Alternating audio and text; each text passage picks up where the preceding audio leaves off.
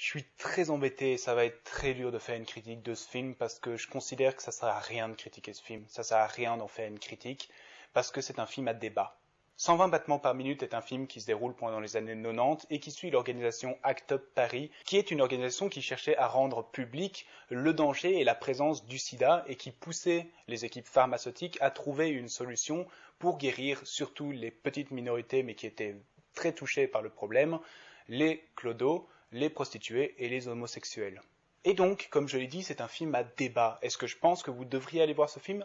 Bien sûr, c'est un film très bien fait, que je trouve très intéressant et important à voir, mais n'y allez pas seul, ne faites pas mon erreur, allez-y avec des amis et à la fin de la séance, prenez le temps de débattre pendant 1 heure ou 2 de ce que vous avez vu, de vos opinions sur les différents éléments qui sont traités dans ce film. C'est tout l'intérêt de ce film. Il y a énormément de questions et de thèmes abordés dans ce film, allant de comment est-ce qu'on fait passer un message, comment est-ce qu'on fait en sorte de faire bouger les choses dans la société.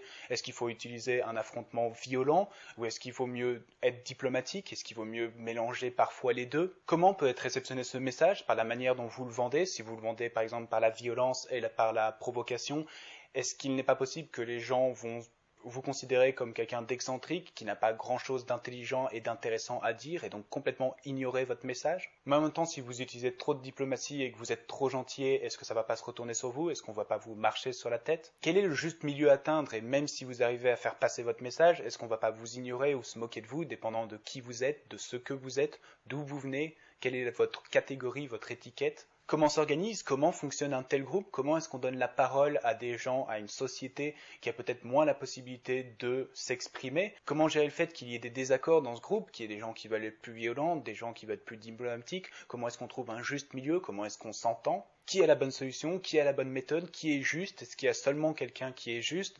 C'est un film à débat et comme je le répète, l'intérêt, c'est vraiment d'aller le voir à plusieurs et de faire en sorte qu'après vous partagiez vos avis sur les différents sujets que traite le film. Si toutefois je devais faire une mini-critique du film, je dirais que les 3 premiers cinquièmes du film, pour moi, sont extrêmement intéressants. C'est justement, on suit ACT UP dans leurs réunions, et ces réunions sont entrecoupées de leurs actions, donc ça donne un certain dynamisme, ça donne un peu un effet Mission Impossible. On raconte le plan, et pendant qu'on raconte le plan, on montre le plan en exécution. Un des éventuels reproches que je pourrais faire au film, c'est dans cette première partie où il y a énormément de débats et énormément de réunions, il y a peut-être quelquefois trop d'informations et des choses que si vous n'êtes pas au courant, si vous n'avez pas les connaissances, vous suivez peut-être pas toujours tout le flot d'informations qu'on vous balance et en fin de compte, vous ne savez pas vraiment suivre et avoir votre avis sur le débat qui est en cours. Puis vient les 2 derniers cinquièmes qui sont vraiment plus la partie émotionnelle du film où on va s'intéresser beaucoup plus à la maladie, à la conséquence que ça peut avoir sur quelqu'un, sur son moral, sur les gens qui l'entourent. Et bien que cette partie soit extrêmement bien faite, arrivant à un point où le film devient vraiment pesant et très dur à regarder, ça fait quand même un effet de 2 films différents, car dans cette partie-ci, les débats sont beaucoup moins appuyés. On est beaucoup plus dans une idée d'émotion, de vous faire ressentir des choses, ce qui n'est pas du tout une mauvaise chose. C'est juste que j'ai eu le sentiment de me retrouver devant un autre film, car ces 2 derniers cinquièmes du film sont vraiment basés sur l'émotion, et il y a beaucoup moins de débats qu'il y avait auparavant.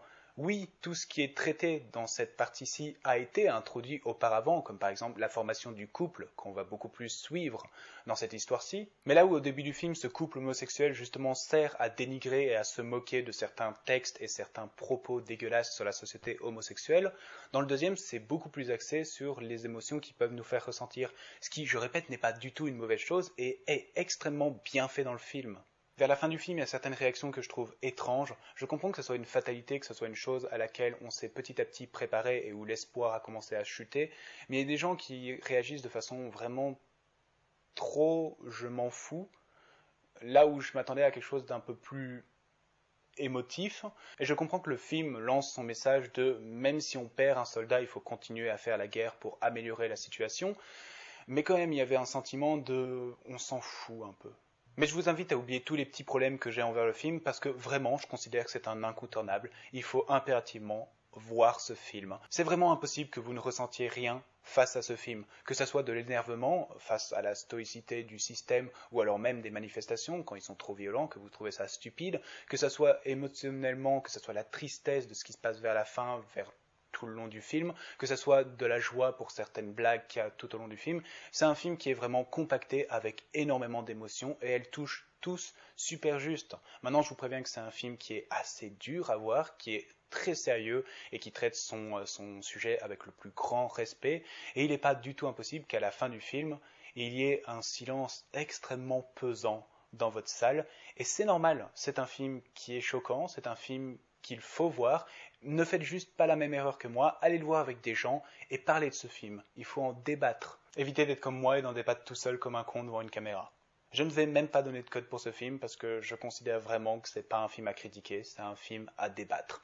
Comme toujours, merci d'avoir regardé cette vidéo. Vous pouvez l'aimer, la partager, vous abonner à ma chaîne et la partager également. J'ai une page Facebook et Twitter où je vous tiens au courant de mes sorties mensuelles et je vous retrouve la prochaine fois pour une nouvelle critique.